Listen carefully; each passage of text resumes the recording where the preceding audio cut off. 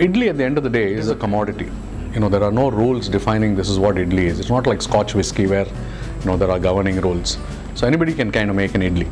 The idli that we make is a product of a lot of research, and it's got certain qualities that we brag about. I mean, for example, we guarantee softness for a minimum period of 24 hours, etc., etc. And we call it Madras bars, Madras round tanas. We don't call it idlis. And I think it's very satisfying for me to know that people obviously believe this is something that's got potential, because I see now a couple of other players who are trying to kind of make their mark in the market in a similar space. I still think we've got a huge lead ahead of them. The last 3 years have been self-funded.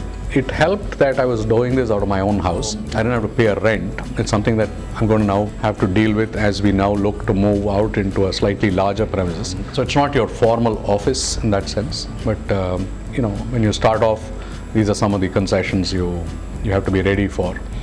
And I also haven't paid myself a salary, right? In the last 3 years, the only luxury I get is, as time has progressed, the business is able to support EMIs, the business is able to support petrol bills, and because I'm in the food business, it pays for my lunch.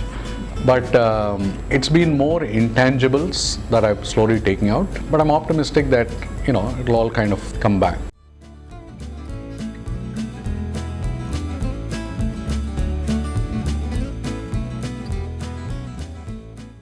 While I explained what I wanted in terms of this is how I'd like it to be, and I've got to have a packaging different, etc., convenience, then they bring in a different angle to that. So they said, okay, let's make it into a box. Or, in fact, believe it or not, initially we tried, because these are bars, the first box, which I thought would be really cute, was to actually make it like a Rubik's Cube. And we did design it.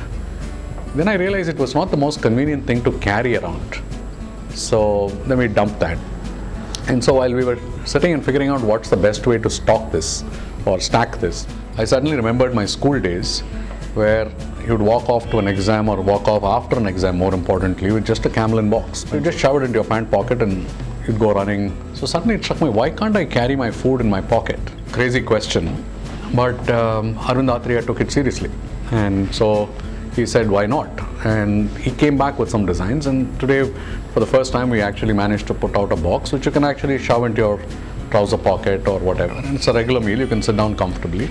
It's got about 400 calories of food into it. It's a real meal, it's not namkeen. We've reached a point now where we need to move into a more conventional production environment, right? Operating out of a home, while it was terrific and very comfortable, isn't going to be adequate for us. We need more space for starters. So we're looking to kind of move into a larger space. We're still toying between, do we just move to a larger home kind of an environment, which means it'll still be bang in the city, which is where most of my customers are, or do we move to a manufacturing kind of an environment? Regardless of all that, I think the next stage is we need to raise some, we've actually spread the word around, we're looking to raise some money from some investors. The proof of concept has been established over the last 3 years. We've broken even, we actually make a little bit more than that. So I'm now also confident that if I can make money with my money, I can make money with other people's money. And there's a whole host of lessons learned, so we can kind of crunch that time dramatically. We are looking to kind of do this in Chennai intensively for the next 12-18 months, and then start looking out at other cities. As we look at new cities, the comforting factor today is that we can get that sales ticker moving pretty much from the first month itself. Our entire manufacturing process, while it's extremely traditional, is extremely process-based. I didn't feel that you needed a cook or you needed to know how to cook to order to come into this space. In my organization right now, everybody in the kitchen and the supervisor is trained to do everything. So we don't want to create these key man risks. So going forward, Chennai penetration, then other cities, looking to expand our products, looking to develop capabilities to distribute and to sell for the first time, proper sales, These are really what's going to keep us busy over the next 12 to 18 months.